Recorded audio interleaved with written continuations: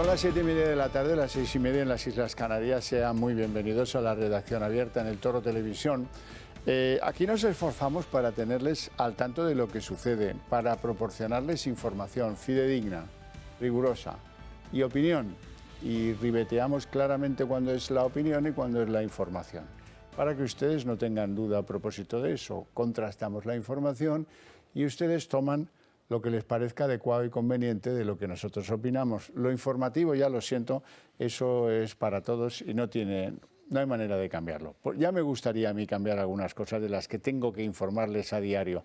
Por ejemplo, estoy, ya saben, empeñado en que conozcan circunstancias sobre la droga en nuestro país para ver si entre todos cambiamos un poquito el signo de los tiempos y empezamos a hacer algo contra la droga, porque sí, bueno, incautación, no sé qué, pero los partidos toman el tema por los cuernos, toman el toro por los cuernos, le dicen al ciudadano la verdad sobre las cosas y además, ¿qué pasa? ¿Que vamos a mirar para otro lado todos? ¿Vamos a esperar a que tengamos un estado como el mexicano de Sinaloa en la provincia de Cádiz para empezar a actuar? Pues no, señor, hay que empezar a actuar y mucho y antes. Bueno, para entender el porqué de nuestro lamento, hoy les traigo información útil. Son imágenes de, como siempre, la caída de una organización dedicada a la droga, al tráfico de drogas. En concreto, enviaban cocaína de España a Europa. La mayor parte de los detenidos han sido puestos a buen recaudo en Marbella y en París. Eran los dos centros de esta banda de narcotraficantes. Es curioso porque utilizaban veleros, han incautado 3. Además de 15 detenidos, 1.000 kilos de cocaína, esto es una tonelada, 1.000 kilos de cocaína, 800.000 euros, siempre van asociados el dinero, las armas y la droga, 7 vehículos, en fin, bueno, todo lo necesario, que no falte de nada para intentar lucrarse con el negocio de vender droga, fundamentalmente, ¿a quién? Pues a los hijos de la sociedad española, a la gente joven de nuestro país, ya no tan joven, también es verdad, pero sobre todo a la gente joven. Y por lo tanto, ¿esto a dónde nos conduce? Pues a ser un país en el que ellos mandarán más que el poder, el legítimo, que el poder que pone orden y ley en cualquier país del mundo. ¿Queremos ser como Colombia antes o queremos ser como México ahora o queremos ser como España antes y no queremos ser? Fíjense, qué cantidad de paquetitos de cocaína dispuestos a... Yo no quiero que mi país se identifique en Europa como el origen de la droga, como el lugar desde el cual cuelan droga en otros países europeos. No, no. Ahora, eso pues nos va a tocar pelearlo y a fondo. En fin, bueno, hasta aquí el tema de la droga. Hay otro tema en nuestro país que nos afecta, al menos a mí me parece didáctico, digno de valorarlo, luego lo haremos en la tertulia de análisis político, pero les voy a adelantar el asunto porque vamos a intentar hablar con alguien que conoce bien la realidad de Cataluña. Miren, hay 2 concejales del PSC, 2 socialistas catalanes, del partido de Salvador Illa, de Miquel Iceta. Vale, muy bien. Esos 2 concejales, les voy a dar el nombre para que no crean que, en fin, una se llama Carme Aragonés, fue teniente de alcalde en Pineda de Mar, que es un municipio costero al norte de Barcelona, y el otro se llama Jordi Masnou, es el que aparece ahí a la izquierda. Todavía es teniente de alcalde de la misma población. Estos 2 individuos han reconocido hoy ante el juez que presionaron a los propietarios de una cadena hotelera para que no alojaran allí a los agentes de la Policía Nacional en aquellos días del 1 de octubre, en aquel momento horroroso del referéndum. Recuerden que estos hoteles estaban asediados por la gente que exigía que los echaran, en fin, y algunos políticos, en este caso 2 socialistas, han aceptado hoy en el juzgado que efectivamente presionaron, amenazaron a los hoteleros en cuestión para que echaran a los agentes y no les dieran cobijo. Bueno, aceptan 1 año de cárcel y 1 año de inhabilitación, y ya, por un delito de coacciones. Yo recuerdo a uno de esos hoteleros que fue amenazado, como contaba que es que los del ayuntamiento me han dicho que no me van a dar ese permiso, ampliación de licencia que les he solicitado en 5 años. Hombre, eso es poner en riesgo el negocio que tiene uno, ¿eh? Bueno, pues ese tipo de cosas lo que viene es a reflejarles a todos ustedes que en Cataluña tenemos un problema y gordo, porque hay un partido que se pone el abrigo de oveja pero es un lobo, que hay un partido que dice ser constitucionalista pero en realidad pues tiene individuos como este, como Carme Aragonès o como Jordi Masnou, que están en la algarada, están en la protesta, están en la independencia, están en el referéndum ilegal y les parece que la policía española ha ido allí pues a no se sabe qué cosa, pero que no la aceptan y por lo tanto pues ellos a lo suyo, a la independencia, pero sepan que ahí están agazapados tras las caras de los supuestos constitucionalistas, Salvador Illa, Miquel Iceta, en fin, todos estos que muchas veces lo que hacemos es decir que el independentismo son Esquerra y Junts y Esquerra. No, no. Hay muchos que están en el PSC y están en el mismo rollo. No vayan a confundirse, desde luego. Bueno, todavía no tenemos a punto el análisis sobre estos dos políticos, concejales de ayuntamiento, un ayuntamiento bastante relevante, el de Pineda de Mar, no crean. Luego volveremos a este tema, vamos a ir adelantando asuntos porque resulta que hoy no pasaba en los últimos 70 años. China, el gobierno chino, reconoce que están perdiendo población, que están perdiendo 850.000 habitantes, la primera vez que se reconoce. Desde luego, no hace falta ser Sherlock Holmes para preguntarse si no será que son los que han caído durante la pandemia del coronavirus. Esto, desde luego, el gobierno chino no lo va a reconocer, ni aunque sea verdad, nunca. Pero bueno, vamos a ver qué es lo que pasa con esa pérdida de población china. La población de China ha caído por primera vez en 6 décadas durante el año 2022, por lo que la tasa de natalidad ha bajado un mínimo histórico, remarcando la profundización de la crisis demográfica que atraviesa el país. El gigante asiático registraba a finales del año 1.410 millones de habitantes, desplomándose en 850.000 personas en comparación con los datos del último mes de 2021. Y en 2022 nacieron aproximadamente 9,56 millones de bebés, el nivel más bajo desde 1950, cuando comenzaron los registros con 6,77 nacimientos por cada 1.000 personas. Por otro lado, y según los datos oficiales, han muerto 10,41 millones de personas, marcando un ligero aumento respecto a los casi 10 millones de muertes notificados los años anteriores. No obstante, durante este año la cifra de fallecimientos relacionados con la COVID-19 podría aumentar considerablemente estos registros, ya que el Ejecutivo chino retiró las medidas anti-COVID en el mes de diciembre por las protestas sociales. Desde entonces, el país ha registrado un brote que ha provocado un aumento de casos que preocupa a la comunidad internacional por la falta de transparencia en la magnitud de la situación.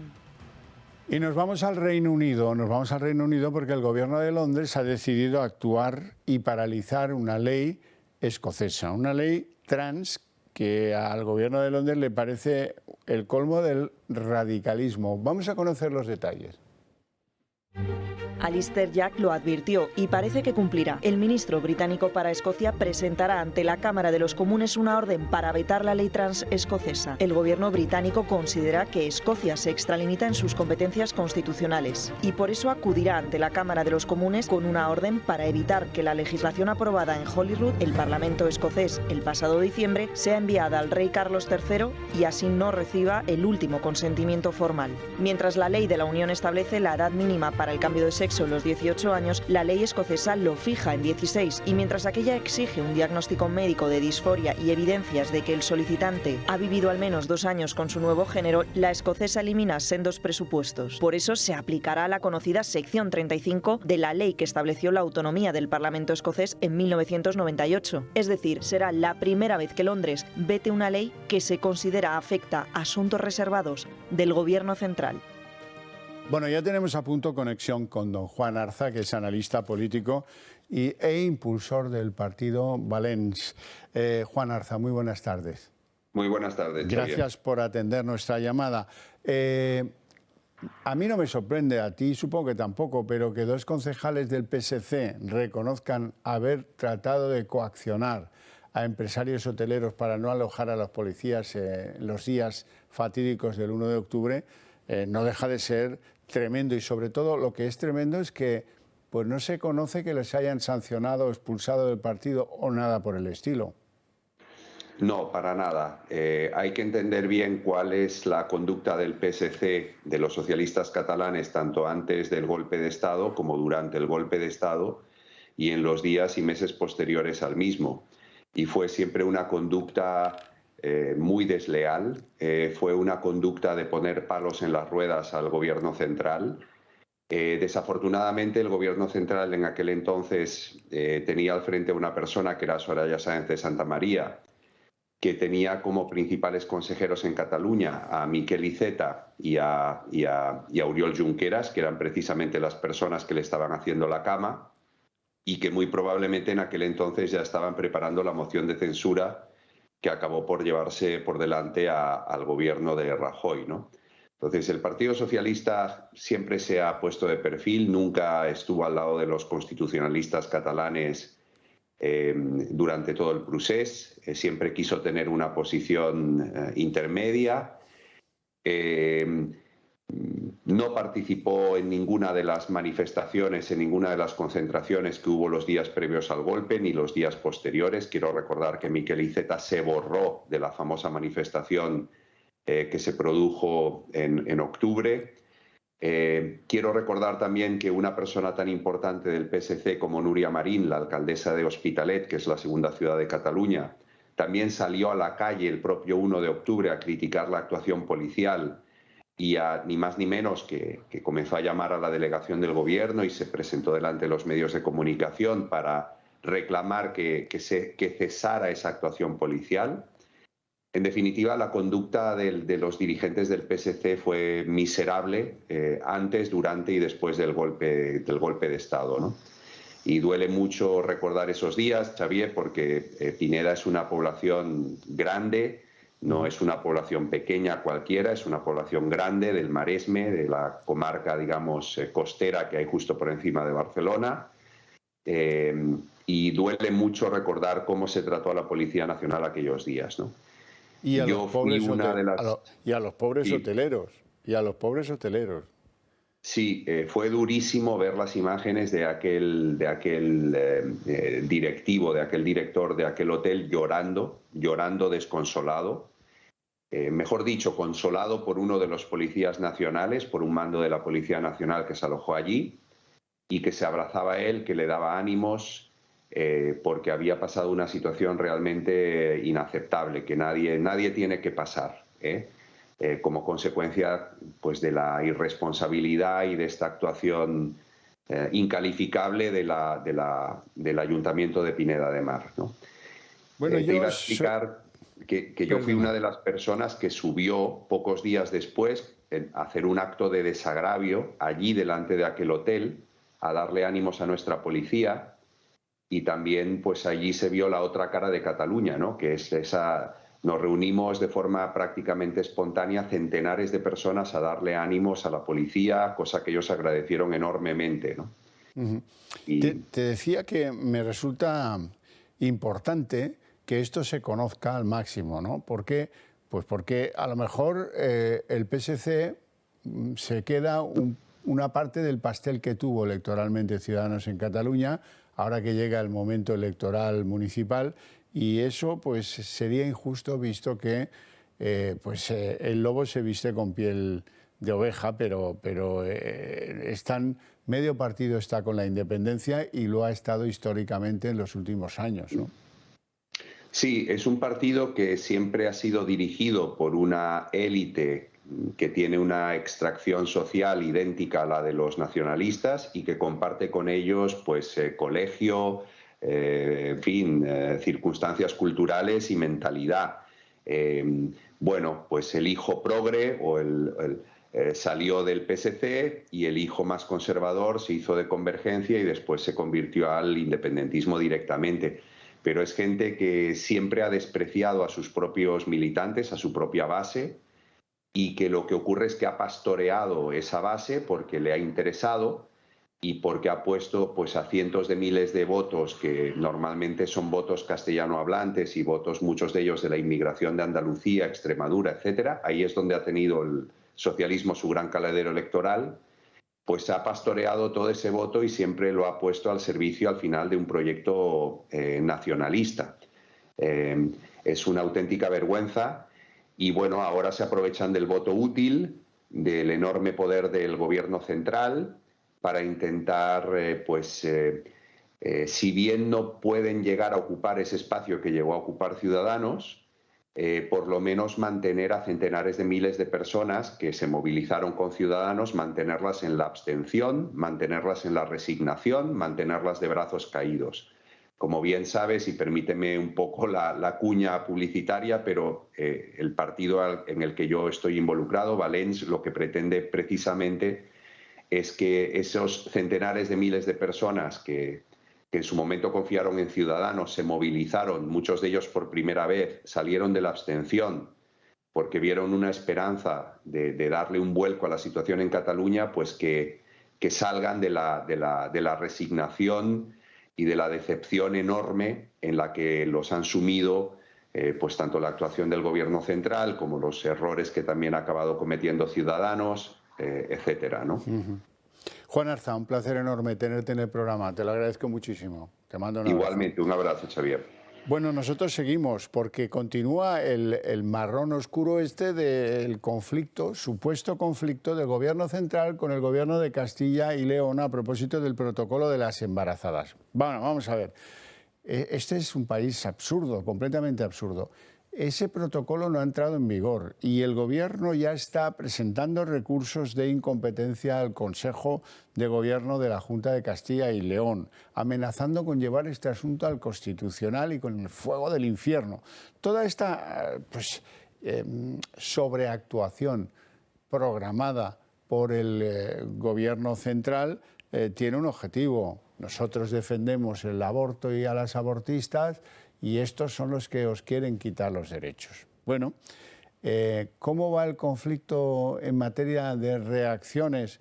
Parece que hay muchos ya, de un lado y de otro, que empiezan a ver que esto es pues, una bomba de humo del Gobierno central para tratar de paralizar, al menos en las televisiones, el recuento. Aquí no lo va a hacer, ¿eh? No.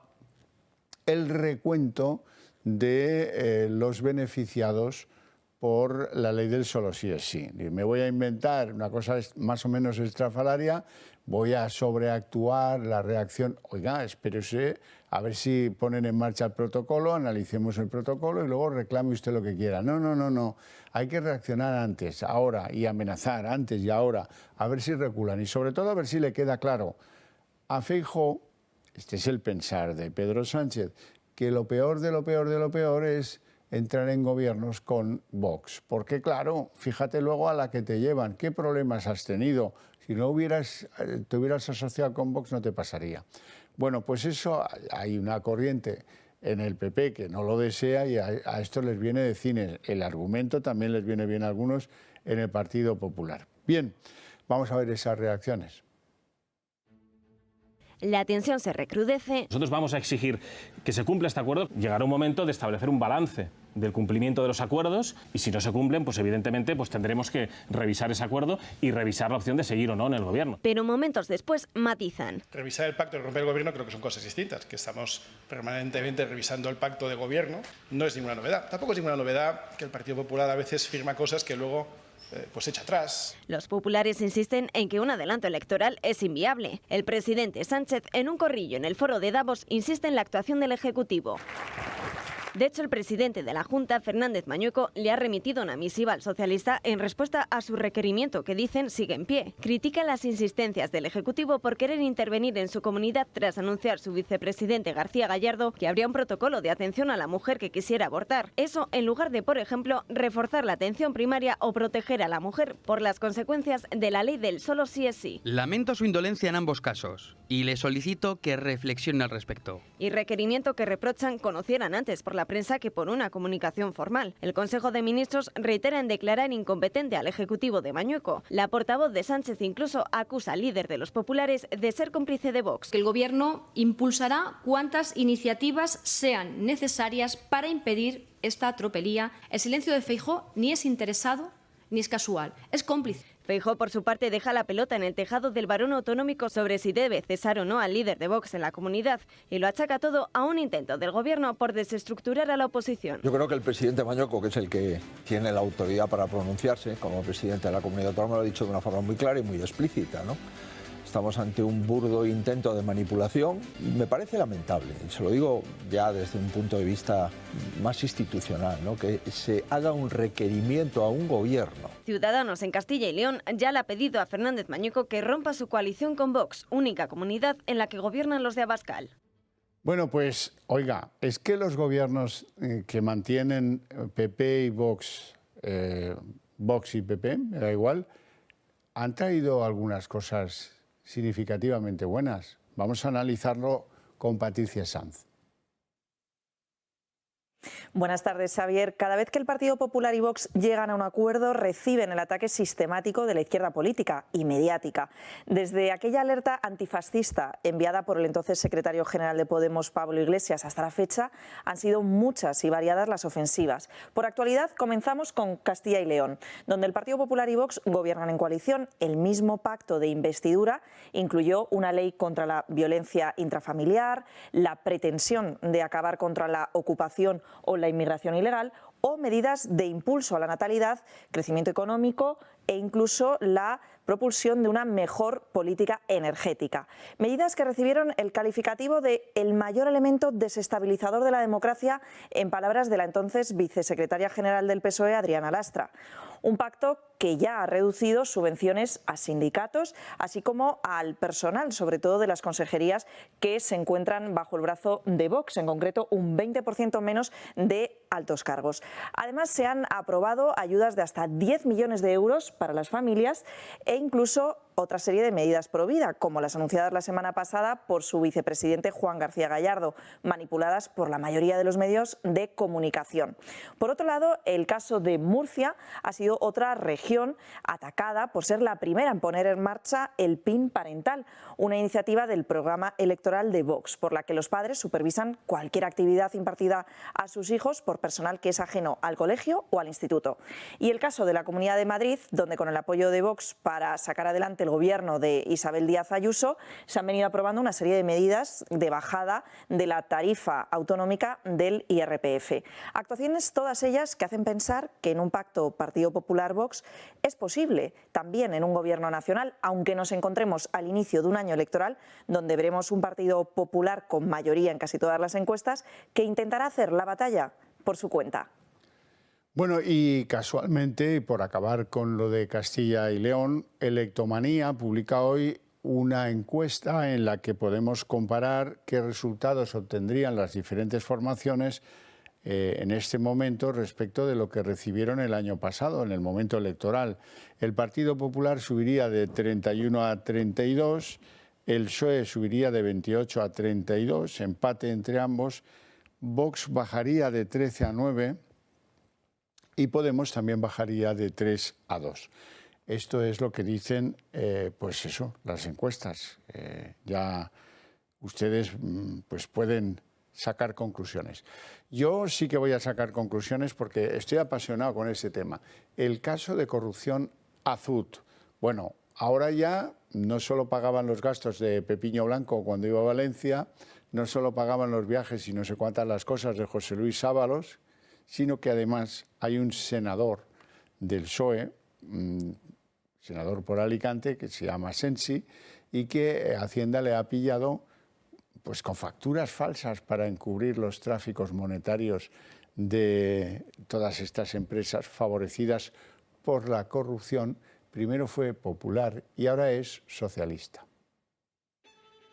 Salen a la luz nuevos datos sobre el caso Azuz y con ellos nuevos nombres del Partido Socialista. Hacienda implica a un senador del PSOE en las operaciones simuladas para pagar sobornos en Azuz. En el informe aportado al sumario del caso, la agencia tributaria acusa a José Asensi, senador del PSOE, por generar 1,6 millones de euros con operaciones simuladas. Ese dinero se utilizaba luego para pagar sobornos de la trama. Asensi era propietario junto a su mujer de una de las sociedades pantalla que percibió fondos del constructor Jaime Febrer a cambio de unos servicios inexistentes. La empresa se creó en julio de 2004 y tan solo 2 semanas después ya estaban firmando un contrato con varias empresas de Febrer. Las sociedades metían dinero en la empresa con contratos ficticios y se sacaba en metálico en Bancaja, donde Pepe Cataluña era vicepresidente del Consejo. Aún hay más. El pagador final de los gastos de campaña de Chimo Puig recibió una desaladora de Cristina Narbona y Aquamed. Las investigaciones de la UCO que aparecen en el sumario de la presunta financiación ilegal del PSOE apuntan a Aquamed como una de las empresas que desviaba fondos públicos. Dependía de Cristina Narbona, ministra de Medio Ambiente en esa época y actual presidente del Partido Socialista y miembro del Senado. Ya no pueden continuar diciendo que desconocían los asuntos o que no estaban al tanto de lo que hacían los miembros del partido. El PSOE tiene que salir a declarar y tomar de una vez por todas cartas en el asunto.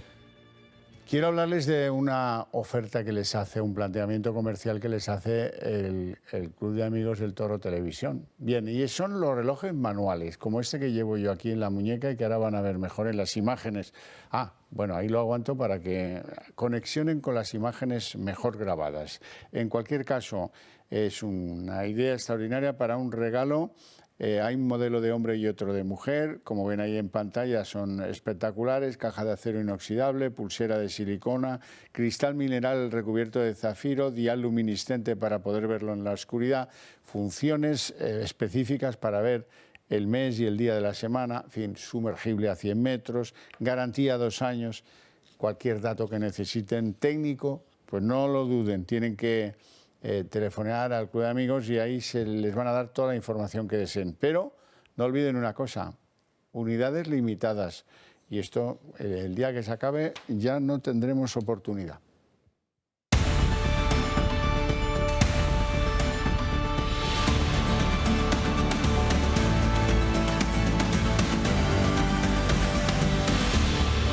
Bueno, no sé si lo saben, si no se van a enterar a continuación. El día 21 los españoles vamos a salir a la calle porque ya está bien la que nos están montando. En todos los terrenos, separación de poderes, asalto a la Constitución, asalto a la democracia, asalto a lo más sagrado de nuestro ordenamiento, de todo ese sistema que nos ha permitido cierta dosis de felicidad y desde luego una enorme dosis de bienestar durante los últimos 40 y tantos años. Todo eso está en peligro. Por eso, y porque hace mucho que no nos convoca nadie a hacer cosas así, la sociedad civil se ha movilizado, ha organizado esta manifestación para el día 21 de enero, como ven ahí a las 12 horas, y el lugar y los detalles casi prefiero que los cuente don Mariano Gomá. Muy buenas tardes, don Mariano. Hola, buenas tardes. ¿Cuánto tiempo hace que no le tenía yo por aquí? Pues sí. Fundador del Foro España de la Solidaridad y el Progreso.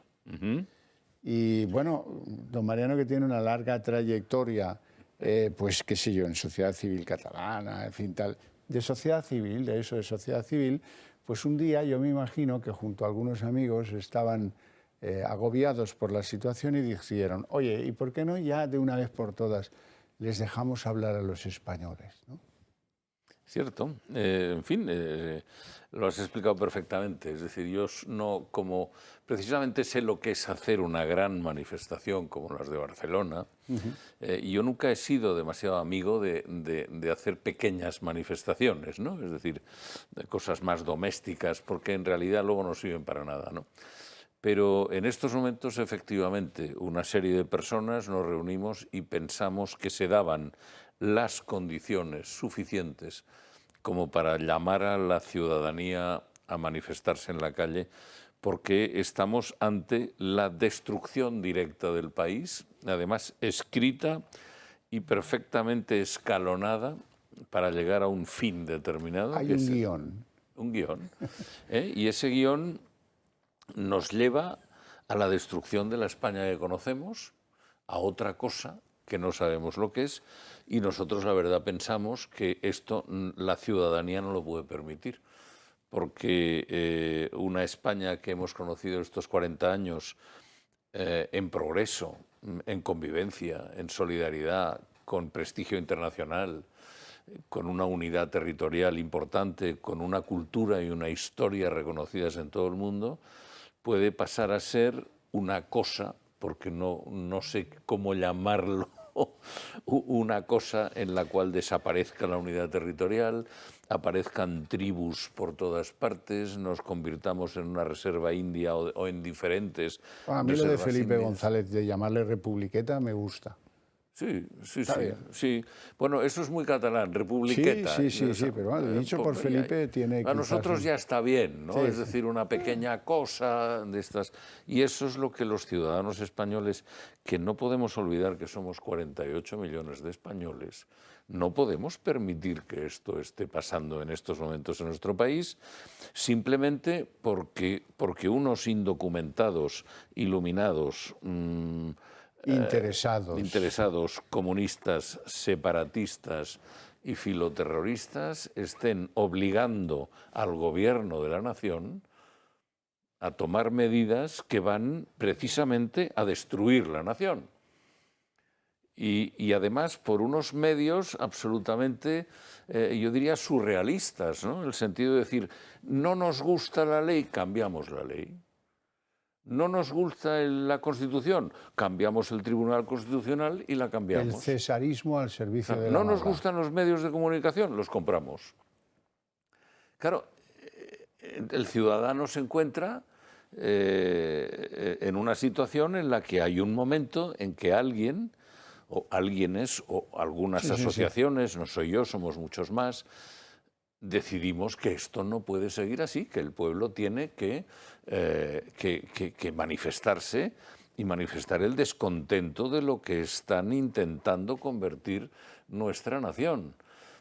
Entonces hoy me preguntaban en un medio importante de comunicación, ¿no? Y he sido muy drástico, me decían, ¿y usted cree que esta manifestación puede hacerle mella al gobierno? Digo, pues eso es lo que estoy deseando. Que la manifestación del domingo sea un toque de atención al gobierno de la nación para que vea claramente que la nación no está a favor de lo que está haciendo. Bueno, en el terreno de la sociedad civil esto está muy claro, pero en el terreno de la política y sin una cosa y la otra en junto, va a ser difícil que consigamos llamar a la puerta de Moncloa y decirles basta. Esto no va bien. ¿Cómo reacciona el mundo político? ¿Con qué nivel de hostilidad o tal vez de agradecimiento? Yo qué sé. ¿Qué le dicen a usted? ¿Quién le dice sí, vamos a estar, no hay ningún problema, estamos encantados y nos gusta? ¿O quién le dice, uy, es que verá, hace mucho frío, a lo mejor llueve, mire para otro lado, esto me incomoda, uy, qué incómodo, ¿verdad? Esto de mirar al otro lado, esto es muy común en nuestro país. Esto de ponerse de perfil. Vamos a ver, la manifestación del domingo 21 la convoca la sociedad civil. Y la sociedad civil invita no solamente a todos los ciudadanos de España, sino invita a todos los partidos políticos de España y a todos los líderes de los partidos políticos de España. ¿Quién vendrá? Es su problema, no es el nuestro. Nosotros estamos convocando. Entendemos muy bien que el apoyo potente de los partidos políticos ayudará o puede llegar a ayudar a que la manifestación sea muchísimo más exitosa. Pero en realidad no es lo que nos importa. Es decir, los políticos que a mí no me odian, bueno, me odian todos, pero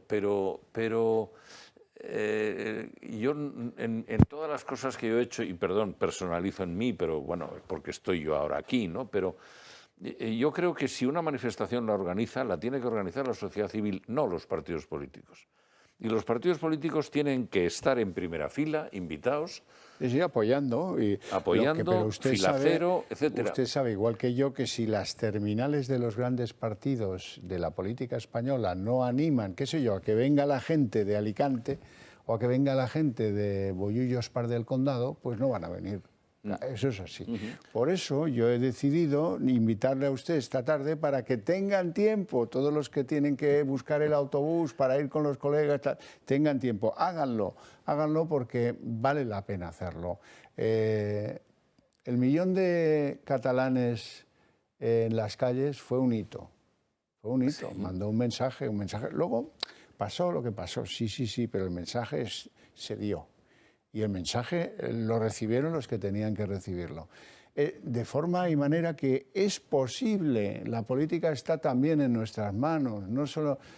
bueno, hablando de partidos, Goma, que yo me voy por los cerros de Úbeda. A ver, ¿el PP apoya la manifestación? El PP apoya la manifestación. Algunos de los colaboradores, Rosa Díez y compañía, que están hablando conmigo y que están colaborando, vamos, que están organizando conmigo colegiadamente todo esto. Alguien de ellos habló con Núñez Feijóo y Núñez Feijóo le dijo que el Partido Popular apoyaba la manifestación y yo, por tanto, tengo que decir sí, el Partido Popular apoya la manifestación. Otra cosa es que hoy ha salido una noticia que no sé tampoco, porque claro, las noticias corren que vuelan. Decían que si Feijóo apoyaba la manifestación, pero que él personalmente no iría. Bueno, a mí me da igual que venga Feijóo como que venga el Santo Padre. Hombre, es decir, no es lo mismo. Bueno, no sí, pero vamos a ver, pero si Feijóo viene, vendrá. Y si no viene, pues no vendrá. Pero la sociedad civil seguirá haciendo lo que tiene que hacer. El mensaje va a seguir siendo exactamente el mismo. Eso no tengo duda. Y los que quieran que vengan y los que no vengan. Hoy me preguntaban si van a venir todas las personas socialistas de bien, que digo yo, que están indignados con lo que está pasando. Pues si vienen, perfecto, claro, fantástico, bienvenido sea todo el mundo. Pero fíjese qué diferente actitud. Ciudadanos ha dicho que no, tengo entendido, que no va a estar. No, sí, al menos a mí me ha... No, yo tengo entendido que no y que Villacís ha dicho, yo sí voy a estar. Vale, yo creo que Villacís ha dicho, ella va a estar. Eso es Inés me dijo que sí. También. Porque yo hablé con Inés un poco para alentarla o darle aliento cuando dio un paso al lado. Dijo, ha sido valiente al hacerlo. Y me dijo, nos veremos en Cibeles. Por tanto, bueno, ya está. Pero bueno, vamos a los elementos prácticos. Para todos los que penséis que vale la pena trabajar en ello y que cogéis el coche o el autobús desafiando la inclemente climatología y os plantáis a las 12 del día 21 en Madrid, en Cibeles. En Cibeles. Y tengo que añadir ahí, porque es un gesto que creo que les honra, que va a venir un avión entero desde Baleares, cosa que les honra porque no es tan fácil. No, es un poco más caro, imagino, ¿no? Pero vienen, es decir que y estamos encantados de recibir a todo el que quiera venir. Descríbame un poco las sociedades convocantes. ¿Qué tipo de sociedades son? Yo sé que hay gente comprometida al mundo de la política, por ejemplo, sé que está comprometido con la manifestación el buen amigo Alejo Vidal Quadras, sé que está comprometida la buena amiga Cayetana Álvarez de Toledo y bueno, y mucha buena gente, pero esto en un tono de sociedad civil, ¿quiénes impulsan todo esto? Bueno, vamos a ver, esto lo hemos impulsado el Grupo de Libertad y Alternativa de Alejo Vidal Quadras con el Foro España Cívica, que es el nuestro, Rosa Díez con su Unión 78, Neos con Jaime Mayor Oreja y todo el conjunto de plataformas de asociaciones que tiene Neos, como las más importantes. Pero detrás aparece Cataluña Suma, que todo es un conjunto de asociaciones catalanas, pero aparecen otras muchas, Sociedad Civil Canaria con Eligio Hernández, exfiscal general del Estado socialista, y está en las organizaciones convocantes, están organizaciones de todo tipo y tengo que decir que es que además estamos un poco desbordados porque en los últimos días, cada día, van sumándose 4 o 5 organizaciones, desde los agricultores y ganaderos del campo manchego, que se llama Marea Naranja, hasta organizaciones de personas que están defendiendo los barrios de las ocupaciones. Es decir, ya no solamente son asociaciones, digamos, oficialmente reconocidas, sino que hay colectivos enteros ciudadanos. Goma, ¿qué le han dicho en Vox? Bueno, yo no he hablado con nadie de Vox, pero han dicho que colaboran, que vendrán. Por supuesto, creo que Santiago Abascal ha dicho que él estará en la manifestación y, por tanto, nosotros esperamos que toda la gente de Vox, simpatizantes, dirigentes y tal, estén allí como todo el mundo. No hay más.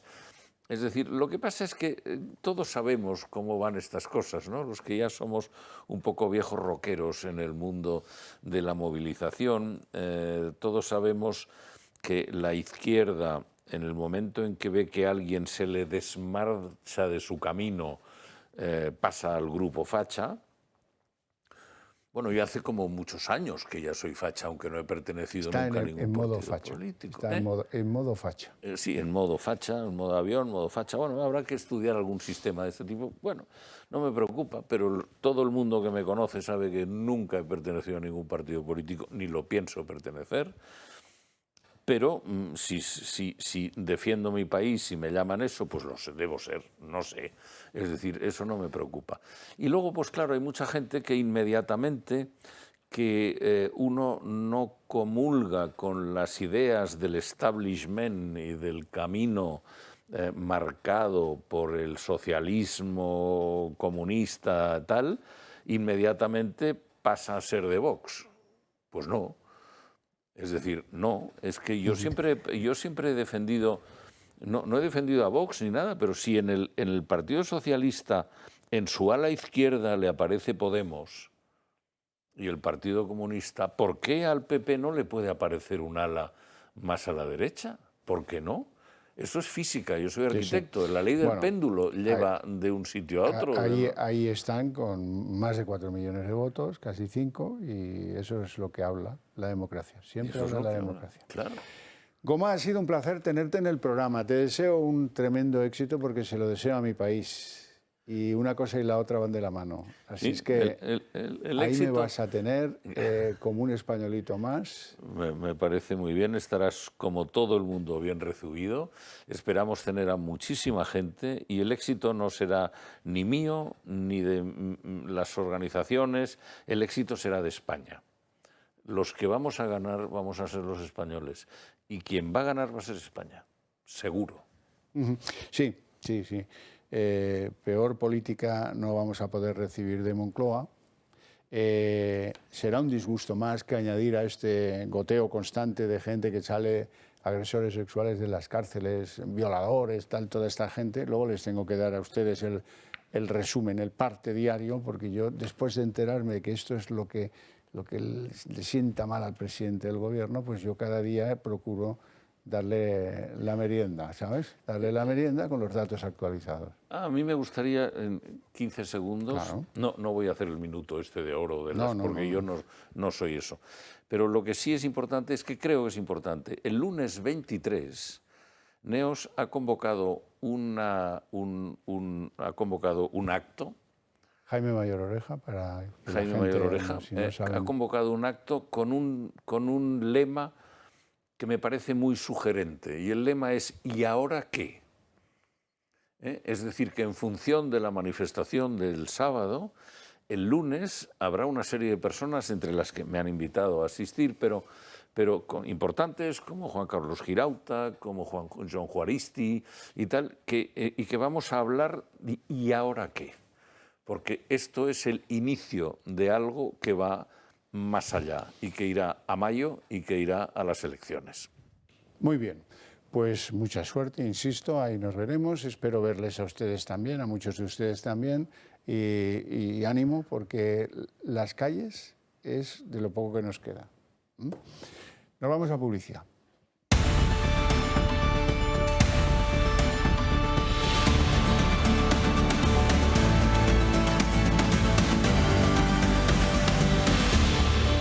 Millones de las mujeres no están siendo libres. Son empujadas por una sociedad envenenada. Convierten nuestro sistema en totalitario, donde la mayoría decide quién tiene derecho a vivir y quién debe desear morir. Existe el derecho a la vida y además el Estado tiene la obligación de protegerlo. ¿Vida de qué? Es que eso si lo sacas del útero, eso no sobrevive. ¿De qué? O sea, no sobrevive. Eso no sobrevive, eso se muere a las horas. O sea, ¿nos parece un ser humano? No.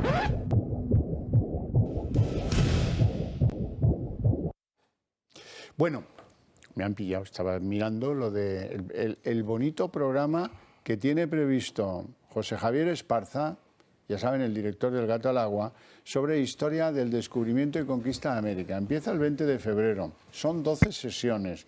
En la página web del Club de Amigos tienen el relato de las sesiones, cómo se ha decidido Esparza dividirlas. Pueden ser presenciales o online. Y se lo digo porque esto se llena siempre, así es que, ya saben, reserven su plaza porque las lecciones de historia de Esparza valen la pena y mucho. Y pertenecer al Club de Amigos todavía más. Así es que ahí tienen el teléfono. Ya saben que para nosotros son ustedes fundamentales y tenemos la pretensión de querer ser sus portavoces en la defensa de lo que nos parece elemental. La unidad de España, la Constitución, los derechos, las libertades, sobre todo las libertades que están en amenaza día a día con este presidente del gobierno que nos ha tocado. Si ustedes quieren defender a un medio de comunicación para que sea su portavoz, eso yo creo que tiene interés. Así es que decídanse, suscríbanse al Club de Amigos del Toro Televisión, ayúdennos a crecer, a ser más influyentes, que es la mejor manera de que se ayuden ustedes mismos. Bueno, abrimos ya, son las 8:19 jóvenes minutos, abrimos la mesa de análisis político, les presento a nuestros invitados, don Manuel Pino, eminente jurista y vicepresidente del Club Liberal Español. Muy buenas tardes. Buenas tardes, Javier. ¿Todo bien? Muy bien, gracias por invitarme al programa hoy. Con un frío que pela, ¿no? Mucho frío, en la calle mucho frío. Le veo pero como bueno, cogido. Sí, es que hace frío, realmente hace aquí frío. tan moreno siempre y eso, y hoy le veo... Bueno, porque sabes que tengo actividades complementarias que me da el sol, ¿no? Eso es. Pero bueno. Y mucho que lo envidio. Don Luis Suñer, también aficionado al bronceado intenso y hoy también empalidecido. ¿Cómo estamos, don Pues Luis? muy bien, muy buenas tardes. Economista y además promotor de Acción Liberal, en fin, y tantas cosas, ¿verdad? Sí. Dígame una cosa, hoy tendremos que cederle mucho terreno al letrado Pino, porque hay muchos temas, pero casi todos tienen un componente filolegal. Por ejemplo, yo quiero entender que de buena fe los fiscales del Supremo le han puesto objeciones al auto de Llarena, que para mí es inobjetable.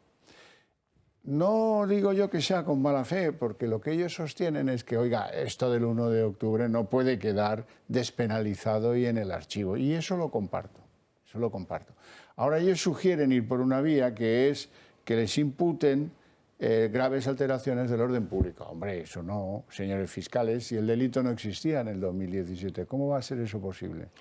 Esa es la reflexión del juez autor del auto, valga autor y auto, la redundancia, porque es lo que él dice, no se puede aplicar con carácter extractivo un delito que no existía.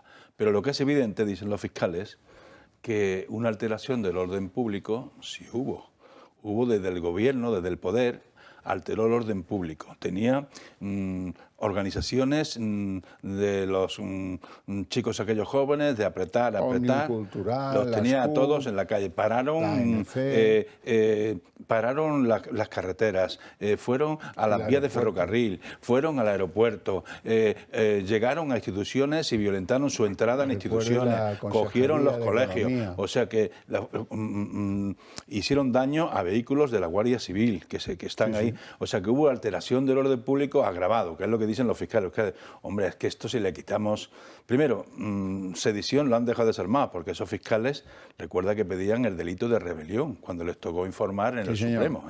Y quizás esto, los mismos fiscales, por ahí. Los mismos fiscales decían que eso era rebelión, ¿no? Lo que ellos piensan es que unas personas que han organizado todo esto para pervertir el orden constitucional con la intención de dar un golpe, claro, que se quede ahora solamente en malversación agravada y en desobediencia, que le parece que es poco para el daño que sufrió el Estado con aquellas conductas, ¿no? Y por eso dice, mire usted, aquí malversación agravada, desobediencia sí, pero además, aunque no hubiera delito, entendemos que aquello fueron desórdenes públicos agravados también. Claro. Y hacen una reflexión de sumar pena. Dice, entonces, si sumamos la malversación agravada de coger caudales públicos para un fin lucrativo político de un grupo, pues claro, mire usted, si a eso le sumamos ahora el tema este de desórdenes públicos agravados, que los hubo, pues la condena es mayor. Claro. Más o menos por lo que he leído, ¿eh? No me he leído yo pero el recurso de la Fiscalía. La pregunta es muy concreta.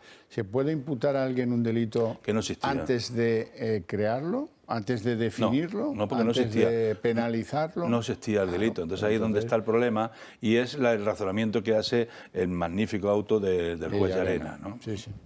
¿No, Luis? Sí, yo estoy de acuerdo con el juez Llarena. Si el legislador, el señor Sánchez y sus aliados, han decidido eliminar el delito de sedición, pues ya no existe sedición, ¿no? Entonces, para mí únicamente queda el tema de malversación. Y efectivamente, la malversación en este caso, yo creo que no sé si eso lo contemplaron adecuadamente, ¿no? Igual que con la ley del sí es sí, es que los fondos públicos no fueron para un enriquecimiento personal, pero sí para destinarlos a una ilegalidad, ¿no? Que era hacer un referéndum, ¿no? Entonces, un referéndum ilegal. Luego, eran fondos públicos destinados a cometer un delito, ¿no?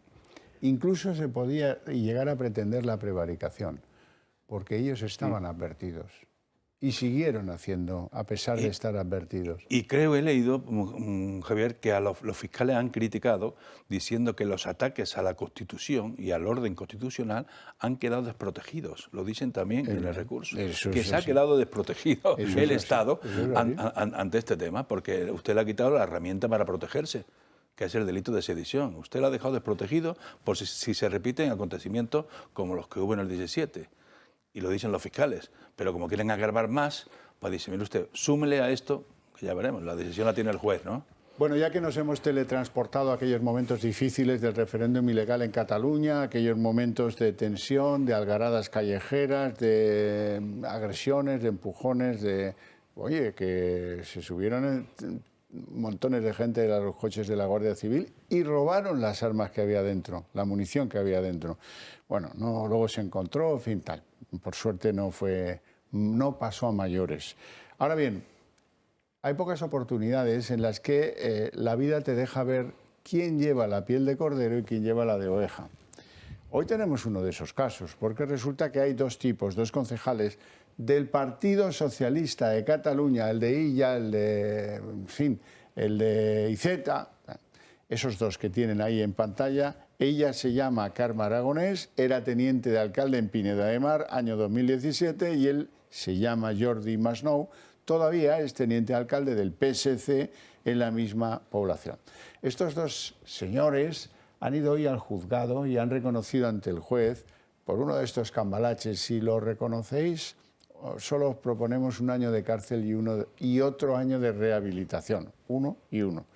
Y esto les ha debido fascinar porque han reconocido de plano haber presionado, esto es, amenazado a unos hoteleros de su pueblo, Premià de Mar, lo recordaréis, seguro que os acordáis, que el pobre hotelero salía lagrimoteando y diciendo, es que me han dicho que ya 5 años para la ampliación de la licencia que tengo yo pedida en el ayuntamiento y no puedo, y entonces... Estos dos del PSC eran los que estaban produciendo esa barbaridad coactiva, totalmente coactiva, los que estaban metidos también en la esencia del independentismo absolutamente rabioso que lo arrasaba todo en las calles, los que hicieron un escrache a los policías cuando entraban y salían de esos hoteles, estos son del PSC. Y el PSC está mudo. Y ahora hemos descubierto pues, que lleva sí la piel de oveja, pero dentro está el lobo. Y el lobo es del mismo color que los de Esquerra y los de Junts y los otros.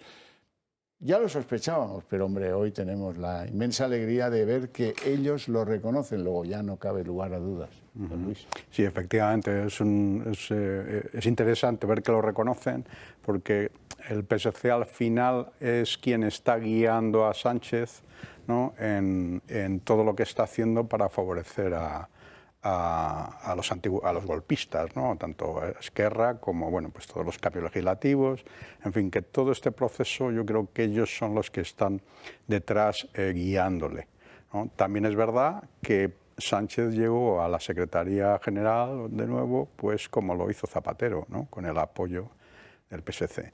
Y el PSC al final es lo que es, o sea, es un partido nacionalista más, ¿no?, y bueno, pues va cobrándose, ¿no?, sus Bueno, pero sus habrá precios, que recordarle, ¿no?, que no todos ahí son constitucionalistas Sí. en fin, que está en cuestión que lo sean globalmente. Pues nada, esto le pasa a cualquier... Imagínense que estos dos, por estas mismas circunstancias, pues hubieran sido militantes de, qué sé yo, de Ciudadanos, ¿no? No hubieran hecho esto, es evidente. Entonces, ¿cuál es la doble cara de un partido político que cobija gente así y que luego no los expulsa? Porque claro, hoy producida el acuerdo que reconoce haber presionado a los hoteleros, es el día para que el partido les dice, sí, pues como lo habéis reconocido, eso lo doy por sentado y os abro un expediente de expulsión, ¿no? Pero de eso Pero no. bueno, eso estaría decidido por el Comité Ejecutivo, por los que estaban ahí mandando. Había una permisividad absoluta y a la Guardia Civil y a las Policías Nacionales que fueron allí para la orden constitucional no le daban habitaciones en los hoteles, porque el que habilitara hoteles era enemigo de Cataluña, porque Cataluña se convirtió de Pujol en el Procés, y todos los del Procés eran Cataluña, los demás no, el que estuviera en contra no. El Procés es Cataluña, y no está en el Procés, es ir contra Cataluña, eres enemigo de Cataluña, te vas a enterar.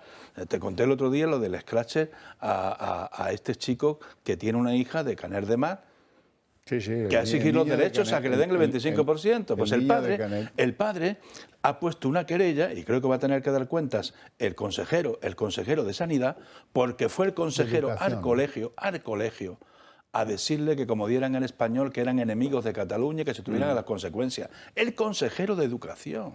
A esos niveles estamos, ¿eh? Sí, sí. Con la sentencia. Pero no es verdad entonces que haya bajado el suflé y que ahora está todo pacificado, como dice Sánchez. Ha bajado el interés del negocio y del proceso. Bueno, que sigue funcionando los dividendos. Bueno, y los beneficios. quiero cambiar de tercio. Vamos a hablar de los bulos del gobierno. Los bulos del gobierno que son gordos, gordos, gordos. Vamos a verlo. Hay miles de calificativos a la hora de hablar del gobierno presidido por Pedro Sánchez y uno de ellos es hipócrita. El secretario de organización del PSOE, Santos Cerdán, anunció que su partido creará un comité de expertos para desmentir bulos de la derecha, tanto a nivel nacional como autonómico, aunque para bulos los de su partido y sus socios. Un ejemplo lo hemos vivido con la ministra Ione Belarra, que manipuló una portada del diario ABC para intentar salpicar al líder del PP. En la portada original se utilizó una fotografía del ex vicepresidente del gobierno, Álvarez Cascos, y a la manipulada una de él con Alberto Núñez Feijóo. Sin embargo, esto no es todo. Hay que recordar cuando Irene Montero aseguró que tras la aprobación de la ley del solo sí es sí, las mujeres iban a estar más protegidas y no se iba a llevar a cabo ninguna rebaja de penas. La realidad, 188 delincuentes sexuales condenados que ya se han beneficiado de esta polémica e inútil ley. En el ámbito económico también ha habido bulos, y es que Sánchez aseguró que la inflación era culpa de Putin y de la guerra de Ucrania. Casi un año después, la subida de precios continúa,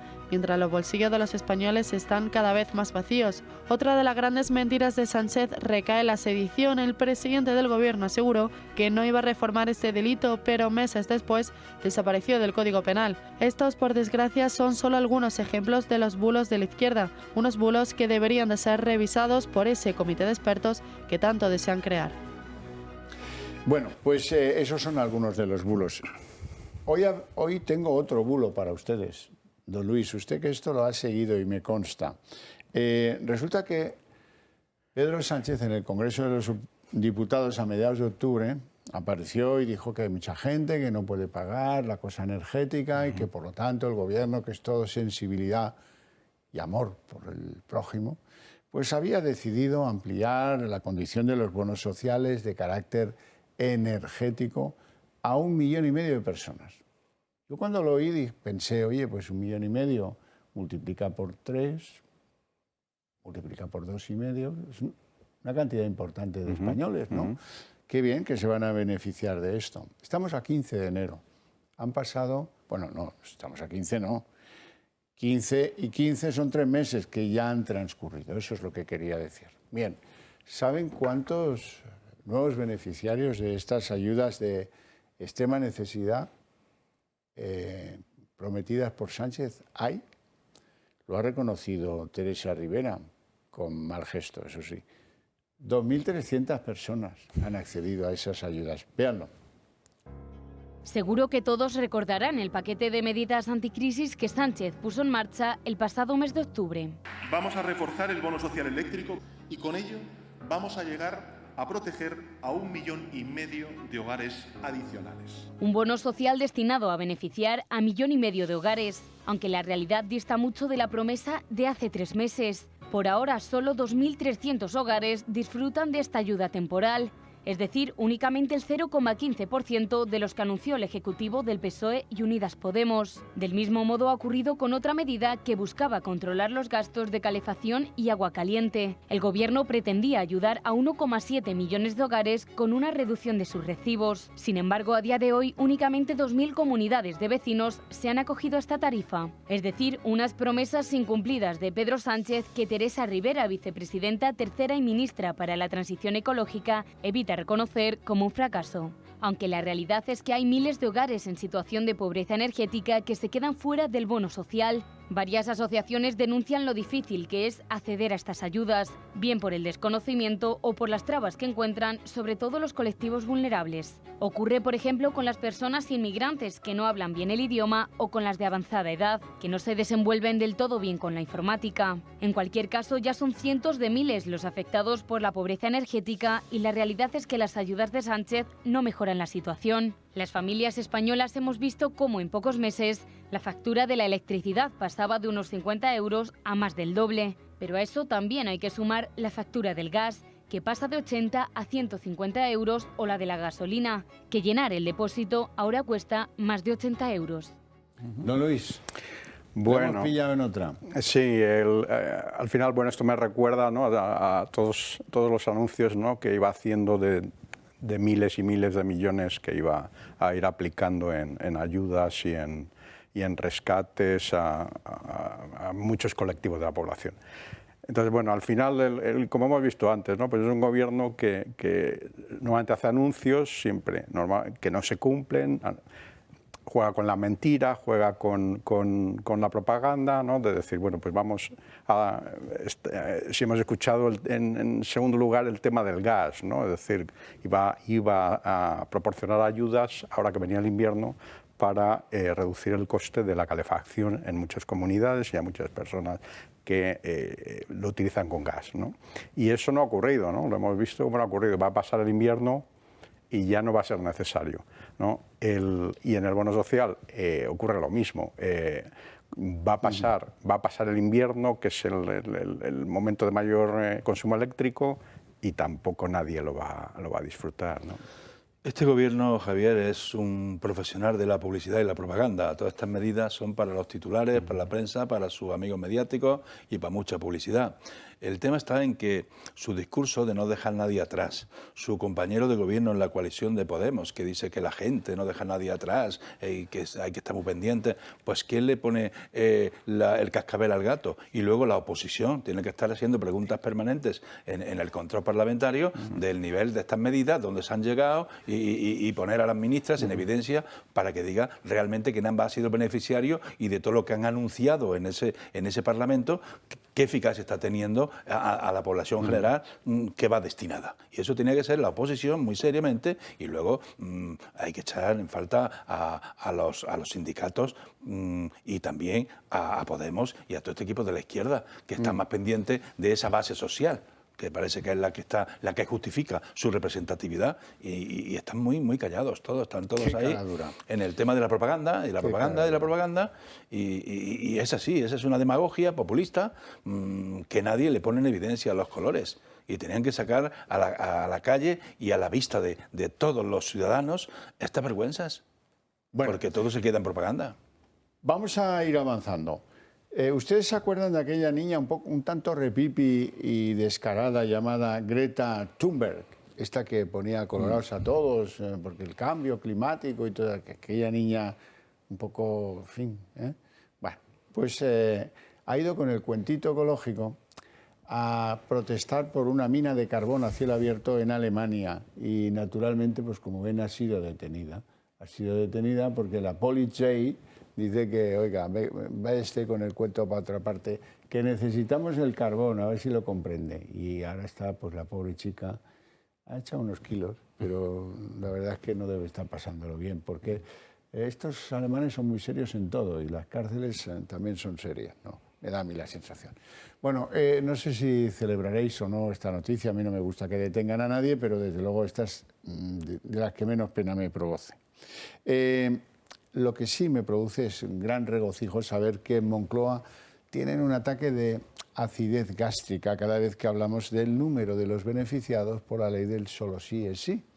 Y yo con mucho gusto pues, ya les recetaremos algún calmante de la acidez de estómago, pero les voy a dar la cifra del día de hoy.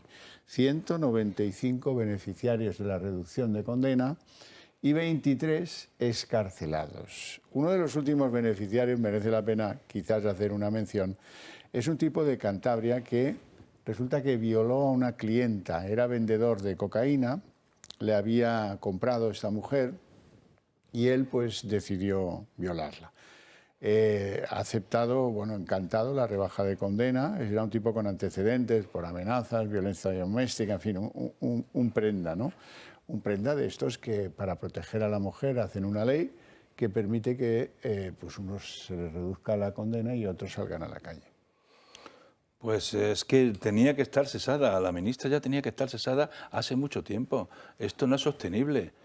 El propio partido mayoritario del gobierno ha dicho que había que, en el minuto cero, que había que enmendar esa ley. Y lo han dicho la portavoz del partido, lo han dicho ministros del gobierno, y sin embargo, el tiempo pasa, el daño cada vez es mayor, irreparable, porque no van a tener ninguna rectificación las disminuciones de pena o los delincuentes que salgan a la calle, se van a quedar con ellos y seguimos sumando. Y el suma y sigue es una pasividad del gobierno de España, que esto es una vergüenza. No sé, también las feministas, y cómo no están ya en la calle pidiendo la dimisión de esta ministra en el Ministerio de Igualdad, tan absurdo que la han colocado por razón de la coalición. Yo la cuestión ya se va prolongando en el tiempo lo suficiente como para que ya todo el mundo lo conozca. Es decir, al principio, pues las terminales mediáticas o aquellos lo negaban, ¿no? Y lo negaban ellos mismos, que si he oído, creo que hoy también algo ha comentado la portavoz del Gobierno sobre el Tribunal Supremo otra vez, ¿no? Cuando el Tribunal Supremo ya se ha pronunciado. En fin, yo creo que ya digamos, la información está llegando ya a todo el mundo. Entonces, esto sí, va a continuar, claro, va a continuar porque va a ser un goteo, no sé cuántos hay susceptibles, pero creo que son 800. Yo sí lo sé, ¿no? 800. Claro. 800 fuentes judiciales me han confirmado que son 800. Ojo, no todos, que lo van a intentar, 800, y si no de oficio los que correspondan. No a todos les va a corresponder, pero a buena parte de ellos es muy probable. El daño cada día es mayor, Javier, si es una irresponsabilidad ya colectiva del Consejo de Ministros que aprobó esta ley. Esta ley, si está mal, haga usted el favor de corregirla, tráguese el orgullo que ha hecho algo mal y no haga usted este daño a toda la población española, a todas las mujeres maltratadas que han tenido que tomar medidas para que haya condenas de sus maltratadores. Las víctimas o violadores. tienen que estar pasándolo fatal y desde aquí nuestra solidaridad y nuestro cariño con las víctimas. Bueno, decía usted que rectificar les cuesta mucho. Ahora, la doble moral les es muy próxima. Miren, quiero felicitarle, esto merece cierta felicitación. Ha tenido una criatura, Alberto Garzón, el ministro de Consumo, el que sale para decirnos que los chuletones muy mal y tal.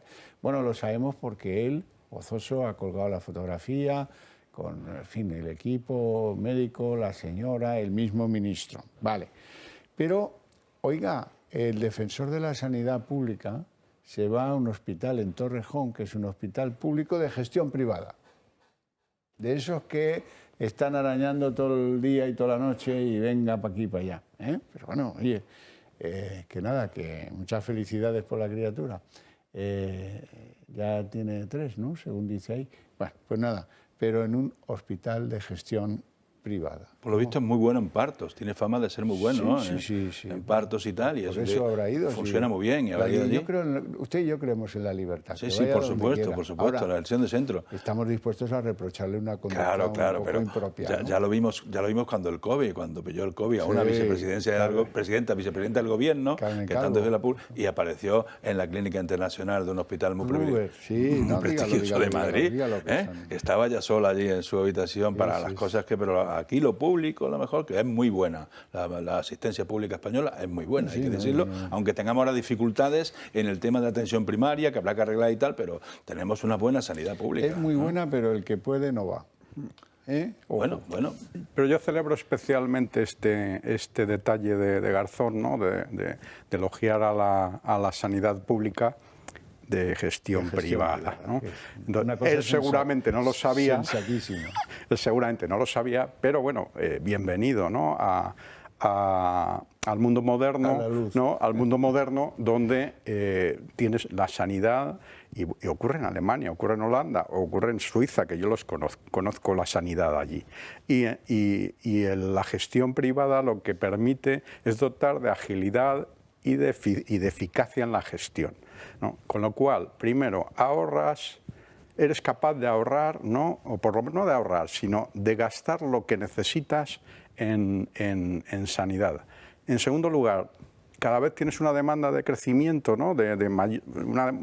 Una demanda mayor, ¿no? de personas que necesitan la sanidad, con lo cual tienes que crecer en infraestructuras, tienes que crecer en tecnologías, tienes que crecer en productividad y en eficacia. Y está demostrado, ¿no? que la colaboración famosa público-privada funciona bien en la sanidad, ¿no? Sí. Bueno, hoy parece que tenemos aquí la banda de los pistoleros, ¿eh?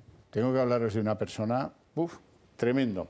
Es una eurodiputada del PSOE, aunque ella, lleva muchos años en política, pero nació en Buenos Aires. A mí eso me da lo mismo.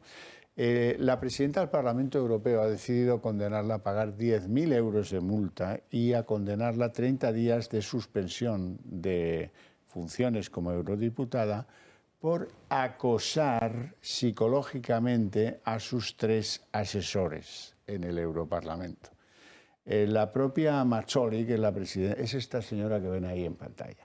La propia presidenta del Parlamento Europeo dice que este es el caso más grave de reproche a la conducta para con los empleados propios de un eurodiputado ever and ever, ¿vale? O sea que debe ser una cosa, lo de la mujer está tremendo, ¿no? Yo no tengo el gusto de conocerla, pero casi que prefiero que continuemos de ese modo.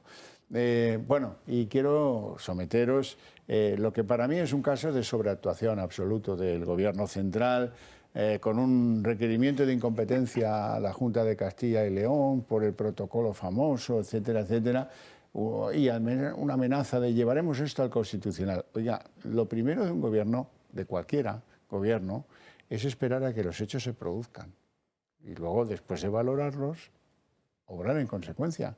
Pero aquí están pasándose 7 pueblos en el Consejo de Ministros tratando un tema que todavía no se ha hecho realidad. Es si acaso un plan que, como todos los planes, pues a lo mejor cambia en el último minuto, no lo sé.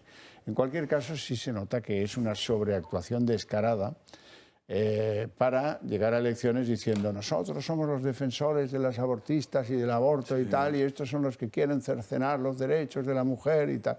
Se les ve venir una hora lejos. Ahora algunos han entrado al pico del capote. Y así nos va.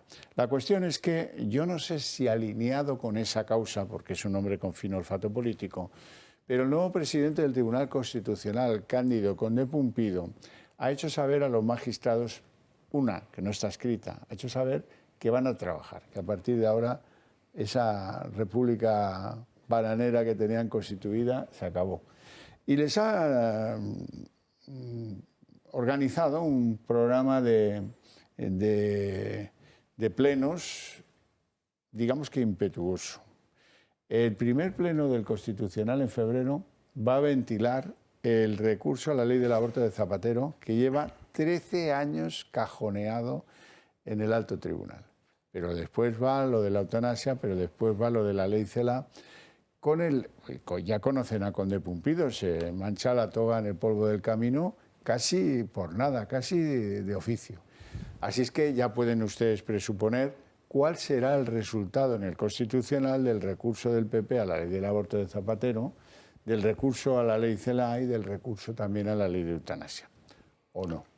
Sí, yo creo que le ha querido dar satisfacción a Sánchez, que ha defendido su candidatura para ser presidente, y ya le ha dicho a la distancia que va a ocuparse de esos temas tan sensibles y tal. Lo que es una vergüenza es que lleve 13 años el recurso del PP sin resolverse, como tardó tanto también el del Estatuto de Cataluña, haciendo daño cada día, ¿no? Que se atrasen los temas que tienen alguna cosa política muy difícil de gestionar, como esto del aborto, que hay dos planteamientos, los supuestos y los plazos, y son las dos leyes que están. Pues ahí yo tengo que criticar también al Partido Popular.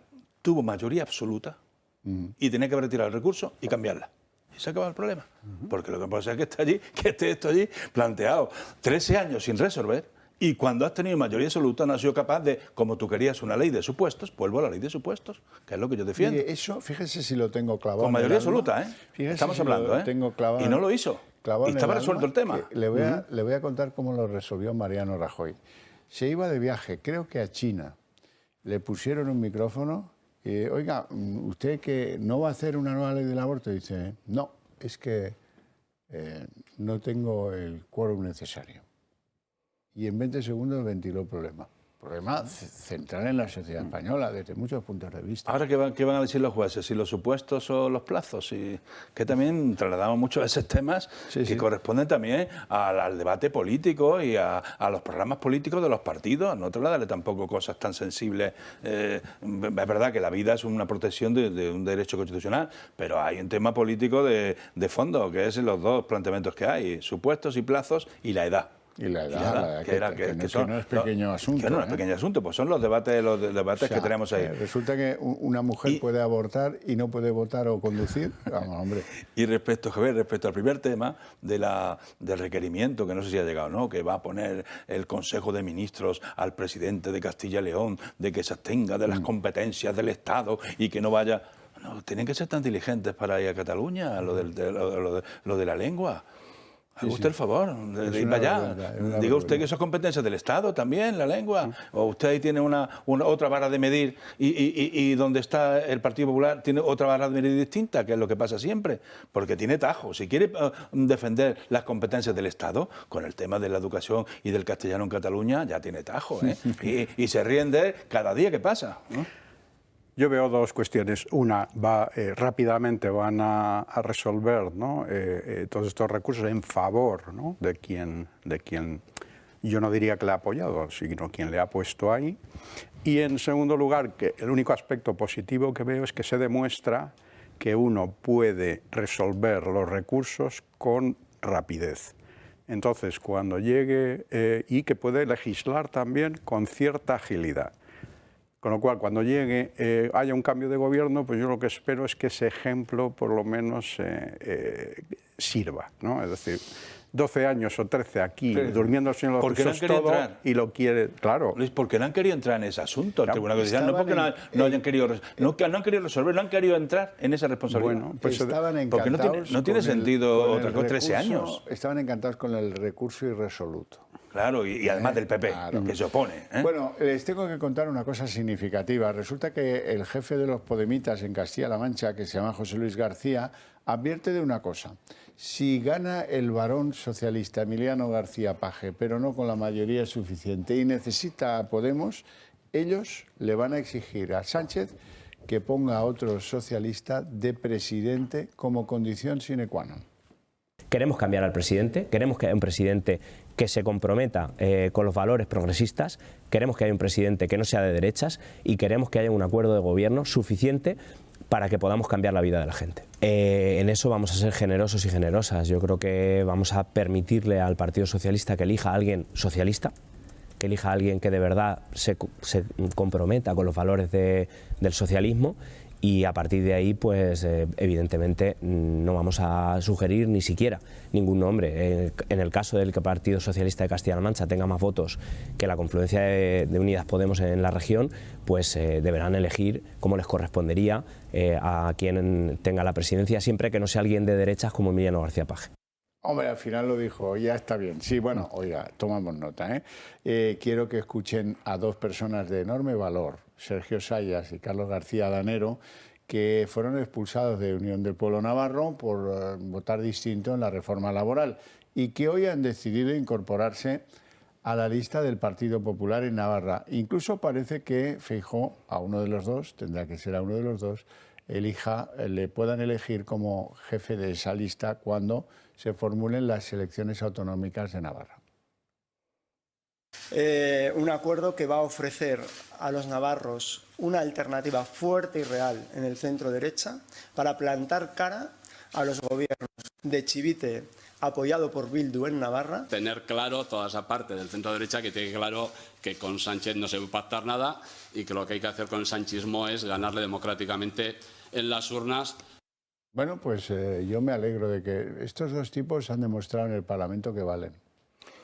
La verdad que han sido dos diputados que han defendido ideas muy claras, han defendido las cosas cuando están mal, no han querido ir a la disciplina ni a los compromisos, porque ven que van contra la inteligencia y contra el sentido común, y estuvieron bien en sus discursos, que les costó que lo expulsaran del partido. Sí, pero ellos ven la evolución de Navarra, y es que eso les chirría, porque allí han entregado el gobierno a Bildu y a enemigos de España, ¿no? Sí, yo también me congratulo, ¿no?, de que estas dos personas continúen en la actividad política. Con toda probabilidad pues saldrán elegidos y además pues son un ejemplo para muchos, ¿no? Es decir, de coherencia, ¿no?, con tus ideas, con lo que defiendes y en tu defensa, ¿no?, del electorado que te ha votado, ¿no? Sí, sí, así es. Bueno, yo también me alegro, porque esto no deja de ser un remedio del Navarra Suma, que también está bien, ¿eh? No tenemos tiempo para más, así es que os agradezco mucho a vosotros dos vuestra presencia aquí, vuestras opiniones, a ustedes todavía más la paciencia y el interés con el que nos siguen en sus hogares. Por eso les tengo preparado el premio El Día en 30 minutos después de la publicidad.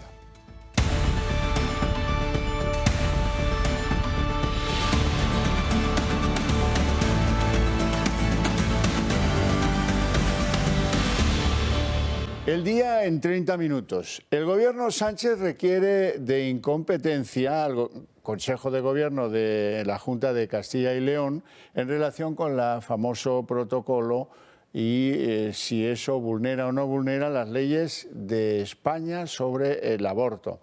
La Junta tendrá un mes después para contestar y en caso contrario le advierte el Ejecutivo que presentarán acciones ante el Tribunal Constitucional. Toda una sobreactuación de un tema pues que por lo menos el Gobierno central podría haber esperado a que se convirtiera en algo formulado y real y no un anuncio. Mientras tanto, Mañueco y Feijóo insisten en que no pretenden que nadie obligue a nada a nadie, ni a las embarazadas ni a los médicos. Pero todo esto da igual, porque de lo que se trata es de buscar argumentos electorales y, en segundo lugar, tratar de desestabilizar al gobierno de coalición de Castilla y León entre el Partido Popular y Vox. El éxito para Sánchez sería esa desestabilización. ¿Lo va a conseguir o no? Pues no lo sé, pero desde luego algo de lo que empieza a hablarse y bastante intensamente. Por ejemplo, en Vox lo empiezan a analizar Ignacio Garriga, secretario general, o Iván Espinosa de los Monteros, portavoz parlamentario. Marina Álvarez. ¿Qué tal? Buenas noches. Moncloa continúa su sobreactuación tras ese anuncio de un protocolo antiaborto en Castilla y León. El Gobierno habla de tropelía y de aberración para tratar de justificar por qué ha enviado un requerimiento de incompetencia al Ejecutivo de Mañueco cuando ese plan para embarazadas ha sido desmentido por el PP y de momento no existe. Moncloa no descarta incluso llevarlo al Tribunal Constitucional. Bueno, este asunto compromete la estabilidad de las relaciones con el partido de Santiago Abascal. Feijóo ha desautorizado esta mañana a Gallardo y Vox amenaza con romper la coalición en Castilla y León. la tensión se recrudece. Nosotros vamos a exigir que se cumpla este acuerdo. Llegará un momento de establecer un balance del cumplimiento de los acuerdos y si no se cumplen, pues evidentemente tendremos que revisar ese acuerdo y revisar la opción de seguir o no en el gobierno. Pero momentos después matizan. Revisar el pacto y romper el gobierno creo que son cosas distintas, que estamos permanentemente revisando el pacto de gobierno, no es ninguna novedad. Tampoco es ninguna novedad que el Partido Popular a veces firma cosas que luego pues echa atrás. Los populares insisten en que un adelanto electoral es inviable. El presidente Sánchez, en un corrillo en el foro de Davos, insiste en la actuación del Ejecutivo. De hecho, el presidente de la Junta, Fernández Mañueco, le ha remitido una misiva al socialista en respuesta a su requerimiento, que dicen sigue en pie. Critica las insistencias del Ejecutivo por querer intervenir en su comunidad tras anunciar su vicepresidente García Gallardo que habría un protocolo de atención a la mujer que quisiera abortar. Eso en lugar de, por ejemplo, reforzar la atención primaria o proteger a la mujer por las consecuencias de la ley del solo sí es sí. Lamento su indolencia en ambos casos y le solicito que reflexione al respecto. Y requerimiento que reprochan conocieran antes por la prensa que por una comunicación formal. El Consejo de Ministros reitera en declarar incompetente al Ejecutivo de Mañueco. La portavoz de Sánchez incluso acusa al líder de los populares de ser cómplice de Vox. Que el Gobierno impulsará cuantas iniciativas sean necesarias para impedir esta tropelía. El silencio de Feijóo ni es interesado ni es casual, es cómplice. Feijóo, por su parte, deja la pelota en el tejado del varón autonómico sobre si debe cesar o no al líder de Vox en la comunidad y lo achaca todo a un intento del gobierno por desestructurar a la oposición. Yo creo que el presidente Mañueco, que es el que tiene la autoridad para pronunciarse como presidente de la comunidad autónoma, lo ha dicho de una forma muy clara y muy explícita, ¿no? Estamos ante un burdo intento de manipulación y me parece lamentable, y se lo digo ya desde un punto de vista más institucional, ¿no? Que se haga un requerimiento a un gobierno. Ciudadanos en Castilla y León ya le ha pedido a Fernández Mañueco que rompa su coalición con Vox, única comunidad en la que gobiernan los de Abascal. Da la sensación de que el gobierno tiene planes, además de la sobreactuación en el caso de Castilla y León. El reciente presidente del Constitucional, y recuérdenlo, candidato del Gobierno para el puesto, Cándido Conde Pumpido, ha empezado a programar las sesiones de trabajo del Alto Tribunal y ha colocado para el primer pleno del mes de febrero la resolución del famoso recurso presentado por el PP contra la ley del aborto del Gobierno de José Luis Rodríguez Zapatero. Hará aproximadamente 13 años. Así es que el interés de Conde Pumpido probablemente sea arrinconar definitivamente y sacar del Alto Tribunal el planteamiento del PP. Y la Fiscalía recurre el auto del juez Llarena y pide ahora endurecer las penas a Puigdemont y a Junqueras. El Ministerio Fiscal considera que los hechos ocurridos el 1 de octubre encajan a la perfección en ese nuevo tipo penal de desórdenes públicos agravados y que por tanto deberían ser juzgados por este delito y no por el de desobediencia, exento de esa pena de prisión. Los fiscales sí que suscriben mantener el delito de malversación agravada, que está castigado con penas de entre 6 a 12 años de prisión. Bueno, y se acordarán de un suceso que tuvo lugar en Palma en noviembre del año 2021. Eran unos migrantes que decidieron utilizar un avión como si fuera una patera y se plantaron en Palma de Mallorca. La cuestión es que estaban pendientes de juicio y el Ministerio Público ahora afirma que los hechos no encajan del todo en el delito de desórdenes públicos, por lo que procede es que les pongan en libertad y que continúen por delitos de posibles delitos de coacciones. Este es un dato. Eran 22 los detenidos y ahora puestos en libertad porque por la reforma del delito de sedición, que ese es el asunto clave del caso. Y hoy además se ha iniciado el juicio contra 2 concejales del PSC por forzar a un hotelero a expulsar a los policías que pernoctaban allí el 1 de octubre. Los acusados, Carme Aragonès, exedil de Pineda en 2017, y Jordi Mansou, hoy teniente de alcalde de esta región, llegaron incluso a amenazar al responsable del hotel con cerrar el establecimiento si seguía alojando a los agentes. Ambos han reconocido hoy los hechos y aceptan 1 año de cárcel y otro de inhabilitación. A veces cuando hablamos de independentistas catalanes pensamos en Esquerra, en Junts, en las CUP, en Òmnium, pero es que no son solo esos, ¿qué va? Hoy en ese juicio que se ha celebrado en Barcelona hemos visto algo muy significativo, que es que 2 concejales del PSC, de Salvador Illa, de Miquel Iceta, estos que han visto antes, Carmen Aragonés y el Jordi Masnou, ambos relacionados con la política municipal de un ayuntamiento importante en la provincia de Barcelona, estaban en la conspiración contra España, estaban en los follones callejeros, estaban en los escraches a los hoteleros y a los policías, naturalmente. Incluso reconocen haber amenazado a los hoteleros de la localidad para que no alojasen a los policías desplazados en Cataluña o a Cataluña en el 1 de octubre. Recordarán aquellas algaradas a las puertas de los hoteles exigiendo que abandonasen los policías esos aposentos. Con el reconocimiento de estos dos socialistas catalanes, aceptan tan solo 1 año de cárcel y 1 de inhabilitación, es decir, lo reconocen por interés, claro está, de un delito, eso sí, de coacciones que se les ha imputado. Yo sí recuerdo aquellas amenazas, uno de aquellos hoteleros que con lágrimas en los ojos desvelaba cómo le habían dicho los ediles del ayuntamiento de su pueblo que le iban a demorar 5 años las licencias de ampliación que había pedido por alojar a los policías. Al final los hoteleros afectados cedieron, los policías acabaron en un barco de crucero adaptado con un piolín pintado en los costados y siendo un poco el hazmerreír de los independentistas. Lo llamativo ha sido, es y será que el PSC, que a menudo presume de constitucionalista, tenga 2 concejales así y muchos otros que no conocemos. Así es que resulta que el PSC presume de cosas que luego sus gentes, sus militantes, sus cargos políticos, pues no siguen. Es más, son miembros activos del golpismo y la desafección a España. Y también Podemos quiere acallar a todos aquellos que defienden la Constitución y el Estado de Derecho. Los morados avisan que vetarán a Pajes y su voto es decisivo para formar gobierno en Castilla-La Mancha. En opinión de su candidato a esta comunidad, el varón socialista, muy crítico con las cesiones de Sánchez al separatismo, ni es progresista ni es de izquierdas. Vamos a permitirle al Partido Socialista que elija a alguien socialista, que elija a alguien que de verdad se comprometa con los valores del socialismo, y a partir de ahí, pues evidentemente no vamos a sugerir ni siquiera ningún nombre. En el caso del que el Partido Socialista de Castilla-La Mancha tenga más votos que la confluencia de Unidas Podemos en la región, pues deberán elegir como les correspondería a quien tenga la presidencia, siempre que no sea alguien de derechas como Emiliano García Paje.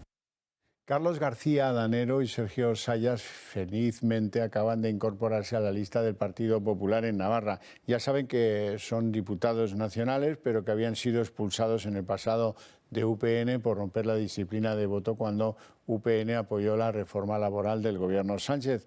Bueno, ahora en el Partido Popular no descartan que tanto Danero como Sayas pudieran ser los cabezas de filas de las listas que se prepararán para atender la inminente elección autonómica de Navarra el 28 de mayo.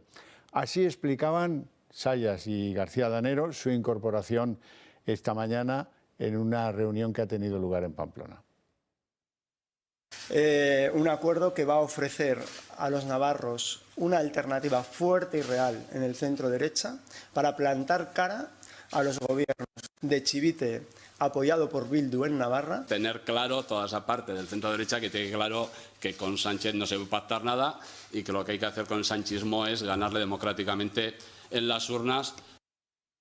Bueno, y el caso Azud no deja de darnos sorpresas una tras otra. Esto ha girado, ya no se persiguen a actores políticos del PP, sino a actores políticos del PSOE.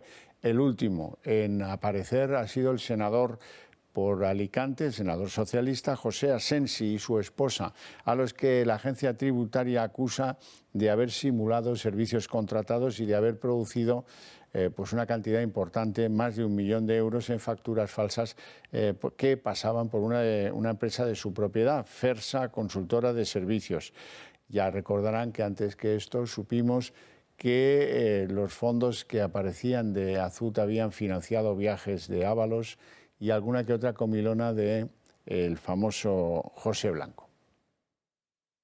salen a la luz nuevos datos sobre el caso Azud y con ellos nuevos nombres del Partido Socialista. Hacienda implica a un senador del PSOE en las operaciones simuladas para pagar sobornos en Azud. En el informe aportado al sumario del caso, la agencia tributaria acusa a José Asensi, senador del PSOE, por generar 1,6 millones de euros con operaciones simuladas. Ese dinero se utilizaba luego para pagar sobornos de la trama. Asensi era propietario junto a su mujer de una de las sociedades pantalla que percibió fondos del constructor Jaime Febrer a cambio de unos servicios inexistentes. La empresa se creó en julio de 2004 y tan solo 2 semanas después ya estaban firmando un contrato con varias empresas de Febrer. Las sociedades metían dinero en la empresa con contratos ficticios y se sacaba en metálico en Bancaja, donde Pepe Cataluña era vicepresidente del Consejo. Aún hay más. El pagador final de los gastos de campaña de Chimo Puig recibió una desaladora de Cristina Narbona y Aquamed. Las investigaciones de la UCO que aparecen en el sumario de la presunta financiación ilegal del PSOE apuntan a Aquamed como una de las empresas que desviaba fondos públicos. Dependía de Cristina Narbona, ministra de Medio Ambiente en esa época y actual presidente del Partido Socialista y miembro del Senado. Ya no pueden continuar diciendo que desconocían los asuntos o que no estaban al tanto de lo que hacían los miembros del partido. El PSOE tiene que salir a declarar y tomar de una vez por todas cartas en el asunto.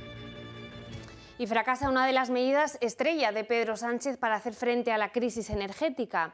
Solo 2.300 de los 1,5 millones de hogares anunciados por el Ejecutivo han solicitado el descuento del 40% en la factura de la luz.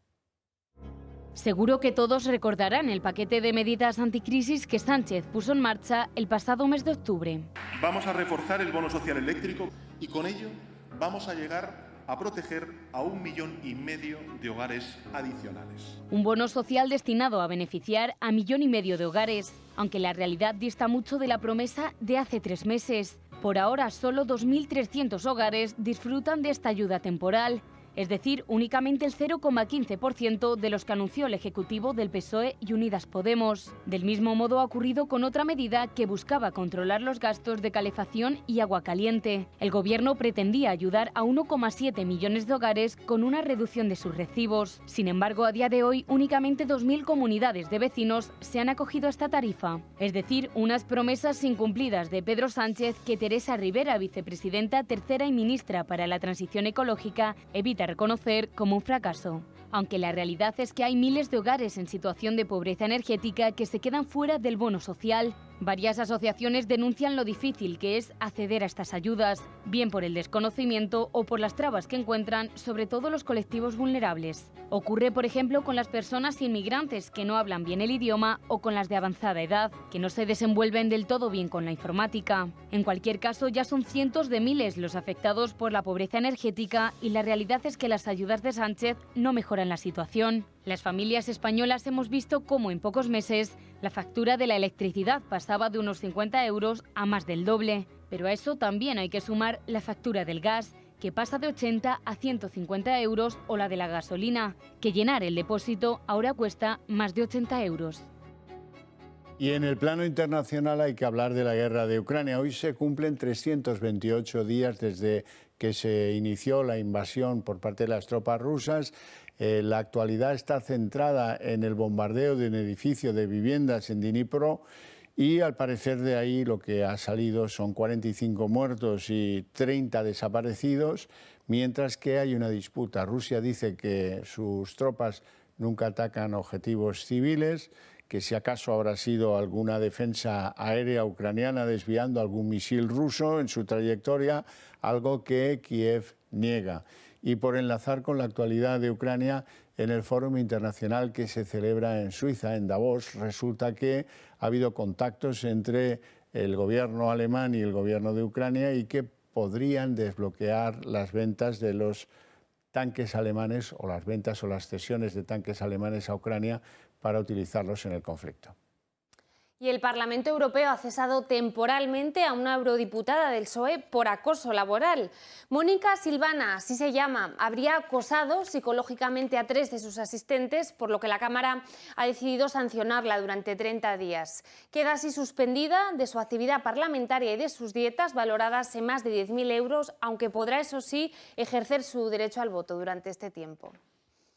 Bueno, y Greta Thunberg ha sido detenida por la policía alemana por participar en una protesta contra la apertura de una mina de carbón. Ha ocurrido en la localidad de Lützerath, donde la activista climática lleva protestando desde el pasado viernes junto a otra serie de manifestantes. Thunberg ha sido muy crítica con la explotación de esta mina a cielo abierto y ha criticado además el gobierno de Olaf Scholz por cerrar acuerdos con consorcios energéticos. Con expresa advertencia de que las imágenes que vienen a continuación podían herir la sensibilidad de alguno de nuestros espectadores, hago un espacio y vamos a adentrarnos en esas imágenes, las conseguidas por un viajero del accidente mortal de un avión comercial en Nepal que dejó 68 muertos. Al parecer, el viajero grabó el siniestro de la nave de la compañía aérea Yeti Airlines antes justo de estrellarse cerca de la localidad de Pokhara. Y el gobierno británico invoca por primera vez su derecho de veto a Escocia y bloquea su ley trans. El primer ministro Rishi Sunak considera que la norma que permite a menores de 16 años cambiar de género podría conllevar un peligro para niñas y para mujeres. Alistair Jack lo advirtió y parece que cumplirá. El ministro británico para Escocia presentará ante la Cámara de los Comunes una orden para vetar la ley trans escocesa. El gobierno británico considera que Escocia se extralimita en sus competencias constitucionales y por eso acudirá ante la Cámara de los Comunes con una orden para evitar que la legislación aprobada en Holyrood, el Parlamento escocés, el pasado diciembre, sea enviada al rey Carlos III y así no reciba el último consentimiento formal. Mientras la ley de la Unión establece la edad mínima para el cambio de sexo en los 18 años, la ley escocesa lo fija en 16 y mientras aquella exige un diagnóstico médico de disforia y evidencias de que el solicitante ha vivido al menos 2 años con su nuevo género, la escocesa elimina sendos presupuestos. Por eso se aplicará la conocida sección 35 de la ley que estableció la autonomía del Parlamento escocés en 1998. Es decir, será la primera vez que Londres vete una ley que se considera afecta a asuntos reservados del gobierno central.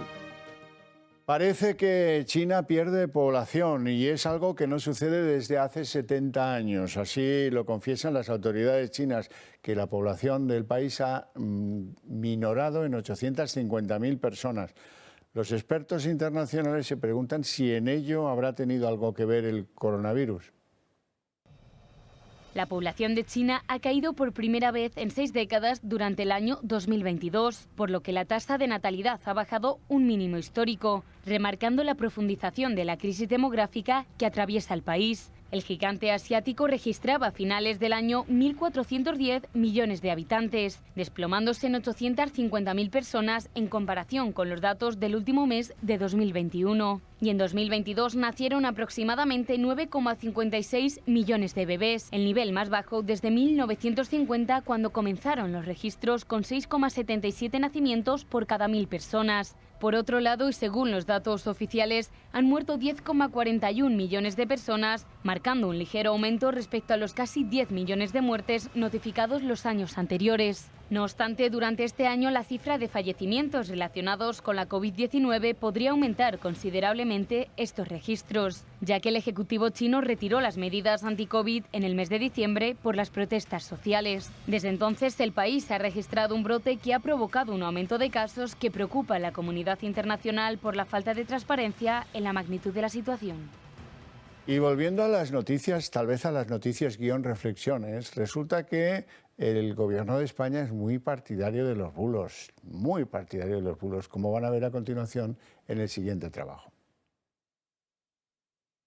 Calificativos a la hora de hablar del gobierno presidido por Pedro Sánchez, y uno de ellos es hipócrita. El secretario de organización del PSOE, Santos Cerdán, anunció que su partido creará un comité de expertos para desmentir bulos de la derecha, tanto a nivel nacional como autonómico, aunque para bulos los de su partido y sus socios. Un ejemplo lo hemos vivido con la ministra Ione Belarra, que manipuló una portada del diario ABC para intentar salpicar al líder del PP. En la portada original se utilizó una fotografía del ex vicepresidente del gobierno, Álvarez Cascos, y a la manipulada una de él con Alberto Núñez Feijóo. Sin embargo, esto no es todo. Hay que recordar cuando Irene Montero aseguró que tras la aprobación de la ley del solo sí es sí, las mujeres iban a estar más protegidas y no se iba a llevar a cabo ninguna rebaja de penas. La realidad, 188 delincuentes sexuales condenados que ya se han beneficiado de esta polémica e inútil ley. En el ámbito económico también ha habido bulos, y es que Sánchez aseguró que la inflación era culpa de Putin y de la guerra de Ucrania. Casi un año después, la subida de precios continúa,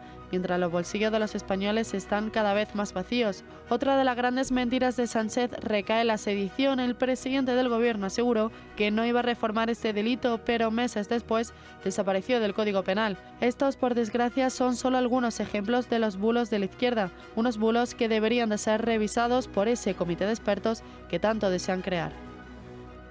Y este próximo sábado todos los españoles estamos convocados a esa manifestación organizada por Sociedad Civil Catalana contra las últimas medidas tomadas por el Gobierno.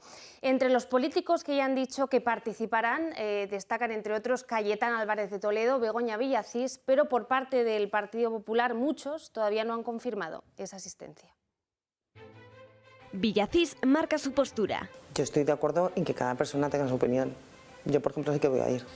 Y yo creo que en un partido liberal no obliga a nadie. O sea, pues quien quiera ir que vaya y quien no quiera que no vaya. Y anuncia que acudirá a la manifestación contra Sánchez que se celebre este próximo sábado. Más de una centena de colectivos por la sociedad civil han llamado a los partidos constitucionalistas a levantarse por España, la Constitución y la democracia. Un encuentro en la Plaza de Cibeles tras el rechazo por parte de la delegación del Gobierno en Madrid a celebrarse en la de Colón por coincidir con otra concentración y a la que también acudirán muchos dirigentes de Vox como Santiago Abascal. El Partido Popular ya ha anunciado que hará acto de presencia, quien no, su presidente, Núñez Feijóo. Una decisión que podría haber llegado después de conocer los recientes acontecimientos en los gobiernos de Castilla y León y en la región de Murcia y evitar así una nueva foto de Colón. Además, el líder popular insiste en su OPA para atraer talento de la formación naranja tras culminar su proceso de refundación el pasado fin de semana. Begoña Villacís e Inés Arrimadas son dos de los principales activos que querría atraer a la dirección popular. La presidenta de Madrid, Díaz Ayuso, con el recuerdo reciente de las malas experiencias del pasado, ya ha anunciado que no lo valora, al menos en las listas que elabore para los próximos comicios en la comunidad. Y estas imágenes que van a ver muestran la buena sintonía que aún existe entre el rey Felipe VI y su padre, el rey Juan Carlos. La televisión griega, un canal heleno, captó este momento en el funeral de Constantino II, en el que padre e hijo intercambian, como están viendo en pantalla, un cariñoso beso y un abrazo. La Casa Real sí que difundió hasta 9 fotografías de ese encuentro, de ese funeral del exmonarca heleno en el que coincidió casi toda la familia real, pero ninguna de las imágenes captó ningún momento del rey Felipe y del emérito juntos. Esta fotografía se ha intentado evitar desde que don Juan Carlos abandonó España en el verano del año 2020. Y la primera gran borrasca del invierno ha dejado este martes un muerto en Bermeo, en Vizcaya, y una mujer herida en Pontevedra. Las clases han tenido que ser suspendidas en centros de Galicia y de Cantabria, y en varios puntos del norte se han tenido que cortar carreteras y ha habido crecida de ríos. También se han tenido que suspender algunos vuelos en Vigo. Se espera además que este temporal deje nevadas hasta el próximo jueves, a eso del mediodía, y tendrá lugar en buena parte del extremo norte de la península. Algo así como Filomena, pero este año esperemos que un poquito más. Bueno, eso nos lleva a sugerirles que extremen la prudencia, que reduzcan en lo posible sus movimientos, sobre todo por carreteras, porque no se sabe cómo se las van a encontrar y, en fin, mejor lo que se pueda evitar, llevarlo evitado. Eso siempre es bueno. Hasta aquí el día en 30 minutos. Les deseamos a todos que pasen una feliz noche, sobre todo si deciden pues, que sea en nuestra compañía. Entonces, Esparza y el resto del Toro Televisión se van a encargar de que sea una feliz noche. Eso es, y ahora les dejamos con la cita de todas las noches con Sandro Meco, con En Dos Continentes, y mañana volvemos. Hasta mañana.